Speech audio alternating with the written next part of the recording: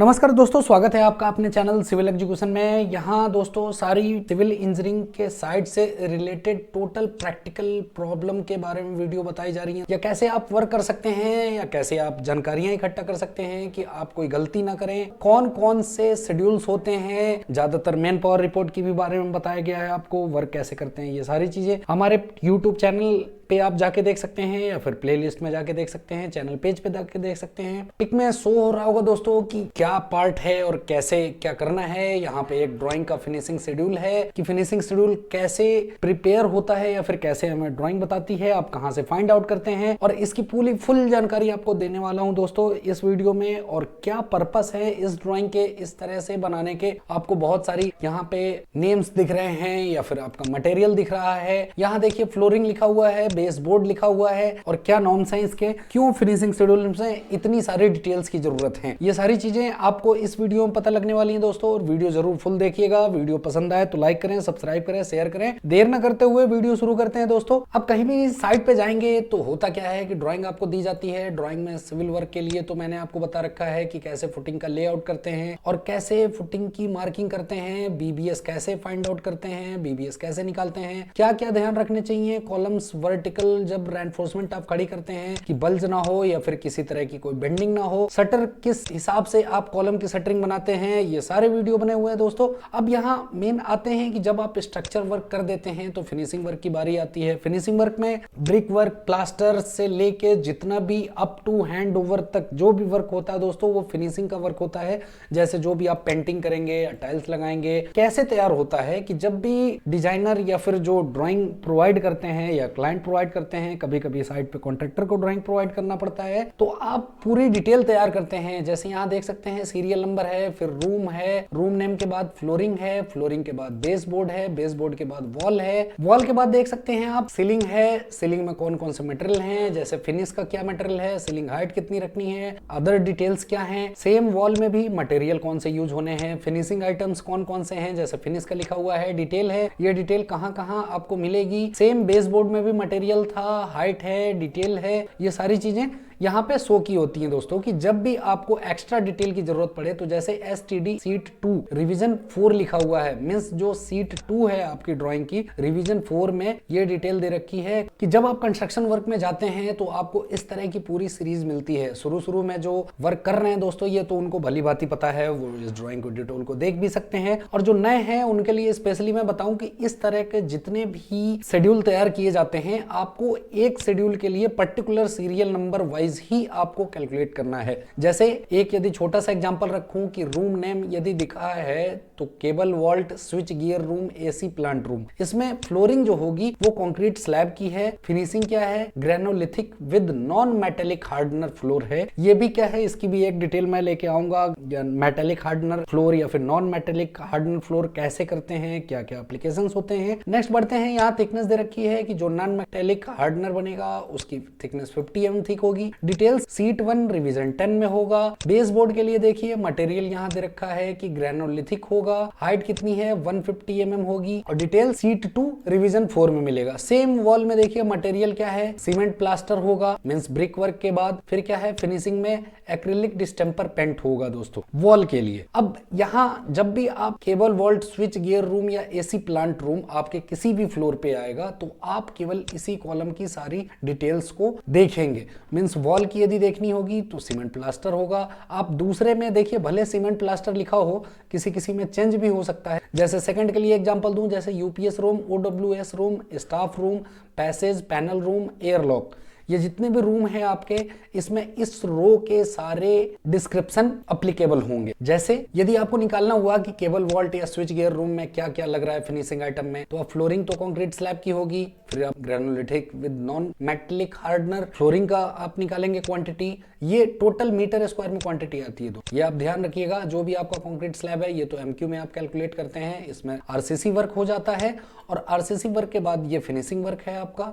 फिर thickness 50 mm दे रखी है। यदि आपको बेस बोर्ड में बोला जाए, बेस बोर्ड मींस जो बॉटम का सरफेस है, मींस जो फ्लोर एरिया है, उसमें क्या होगा, ग्रेनोलिथिक होगा, हार्डनर होगा। ये हाइट कितनी 150 यहाँ पे दिया हुआ है। फिर वॉल में देखिए सीमेंट प्लास्टर के बाद एक्रिलिक डिस्टेम्पर होगा। इसमें सीमेंट प्लास्टर की हाइट नहीं दे रखी। मींस ज्यादातर हाइट जो होती है फुल कमरे की जितने भी हाइट होती है वहां पे पूरा प्लास्टर किया जाता है। फिर इसके बाद क्या होता है दोस्तों कि प्लास्टर करने के बाद जिस जिस हाइट पे आपका कुछ अलग मटेरियल आता है, जैसे टाइल्स या तो आ रहा हो, तो प्लास्टर करने के बाद आपको हैक कर देना जरूरी है। हैक करने से क्या होगा कि आपकी जो नेक्स्ट एप्लीकेशन आप किसी भी चीज की करेंगे तो आपको स्मूथ बॉन्डिंग बनेगी और बहुत अच्छी तरह से वर्क करेगा। अदरवाइज यदि आप प्लेन सरफेस पे ही कहीं टाइल्स फिक्सिंग का वर्क कर देते हैं, शुरू के दिनों में तो आपको ठीक लगेगा, नहीं आपने वर्क अच्छा किया है, लेकिन 6 महीने बाद, साल भर बाद क्रैकिंग की वजह से वो पूरा छूटने लगता है और फिर बेकार हो जाता है। इवन हैक केवल जहां पे आपको दूसरे टाइल्स वर्क करने हैं या फिर फ्लोरिंग करनी है वहां पे करना है दोस्तों, न कि आप जहां पेंटिंग करेंगे उस जगह करेंगे। जैसे यहाँ देख सकते हैं कि वॉल में यहाँ सीमेंट प्लास्टर लिखा हुआ है, फिर एक्रिलिक डिस्टेम्पर है। यहाँ तो आप बिल्कुल प्लास्टर करेंगे, प्लास्टर करने के बाद फिर डिस्टेम्परिंग होगी। डिस्टेम्परिंग में भी डायरेक्ट डिस्टेम्पर नहीं होता है दोस्तों, या तो पीओपी एप्लीकेशन होते हैं या फिर पुट्टी एप्लीकेशन होता है, या आपके डिस्क्रिप्शन में दे रखा होता है। फिर सीलिंग का देखिए एक्रिलिक डिस्टेम्पर है, मतलब इसमें कोई हैकिंग नहीं करनी होती। लेकिन यही सपोज यदि एक छोटा सा एग्जांपल दूं, बैटरी रूम है, बैटरी रूम में एसिड एल्कली टाइल्स दे रखा है अप टू 2.1 मीटर हाइट, तब आपको जरूर समझना चाहिए दोस्तों कि वॉल में जब आप सीमेंट प्लास्टर कर देंगे तो सीमेंट प्लास्टर के बाद आपको एप्लीकेशन क्या करना है, एसिड एल्कली टाइल्स लगाना है। मींस 2.1 मीटर की हाइट तक जो भी प्लास्टर होगी उसको आप हैक कर देंगे। या तो आप ग्रीन प्लास्टर पे ही हैक कर दें तो ज्यादा बेटर होगा, वरना आपका प्लास्टर सेट होने के बाद यदि आप हैक करने जाएंगे तो वो बहुत मुश्किल हो जाएगी दोस्तों, और डबल वर्क आपको करना पड़ेगा जो कि आपकी कॉस्टिंग के लिए बहुत ही ज्यादा इफेक्टिव हो। अब इतनी चीजें समझ गए हैं दोस्तों, तो सिंपल सा मैं एक फ्लोरिंग का आपको तरीका बताता हूं कि जब भी आप फ्लोरिंग या फिर फिनिशिंग वर्क आपका चलने लगता है, एक्सेल सीट तैयार कर लें या फिर कोई एक रजिस्टर पे तैयार करें कि केबल वॉल्ट और स्विच रूम में क्या आ रहा है। स्लैब के बाद ग्रेनोलिथिक नॉन मेटेलिक हार्डनर फ्लोर आएगी। फिर उसके बाद बेस बोर्ड जो है उसमें ग्रेनोलिथिक फ्लोरिंग आएगी, हाइट 150 mm होगी। वॉल में फिनिशिंग आएगा, एक्रिलिक डिस्टेम्पर आएगा। ये सारी चीजें आप एक जगह नोट कर लें, और जिस जिस फ्लोर पे ये रूम मिलते हैं वहां पे सेम ये एप्लीकेबल होगा दोस्तों। ये हमेशा ड्राइंग के हिसाब से किया जाए। नेक्स्ट है यूपीएस रूम, डब्ल्यूएसएस रूम में भी आप देख चुके हैं polish vitrified tiles double charge. यहाँ पे ये सारी वीडियो में मैं बताऊंगा दोस्तों। जैसे कंक्रीट स्लैब के बाद इसमें पॉलिश्ड वेट्रीफाइड टाइल्स लगाई जाएगी। मींस कंक्रीट का जो आप स्लैब करेंगे उसमें भी आपको हैकिंग करना पड़ेगा। किस हिसाब से करेंगे, या तो कंक्रीट के ग्रीन पे ही कर दें या फिर कंक्रीट सेट होने के बाद फिर कुछ दिन बाद करें। लेकिन ग्रीन कंक्रीट पे करना थोड़ा ज्यादा बेस्ट होता है दोस्तों, कि जब आपको लगे कि कंक्रीट सेट होने वाली है उस समय आप हैकिंग कर दें। टाइल्स लगाते समय आप फिर इसको स्मूथली वाटर से साफ कर दें। सेम टॉयलेट या पेंट्री रूम होगा, उसमें देखिए क्या है, कंक्रीट स्लैब है, heavy duty matte finish ceramic tiles लगी हुई है। थिकनेस कितनी है 50 mm। अब 50 mm आप कहेंगे थिकनेस कैसे कैलकुलेट की जाती है दोस्तों, तो देखिए टाइल्स ज्यादातर कहीं कहीं 9 mm के मोस्टली यूज होते हैं दोस्तों, जो भी कंस्ट्रक्शन साइट होती है फिर इंडस्ट्रियल साइट होती है। फिर 6 mm के भी टाइल्स आते हैं, तो फ्लोरिंग में ज्यादातर 9 mm की टाइल्स यूज होती है। टाइल्स 9 mm थिकनेस यदि आप माइनस करें तो उसके बाद जो भी आपकी 41 mm थिकनेस बचती है, 41 mm में 3 mm की सीमेंट एप्लीकेशन होती है दोस्तों।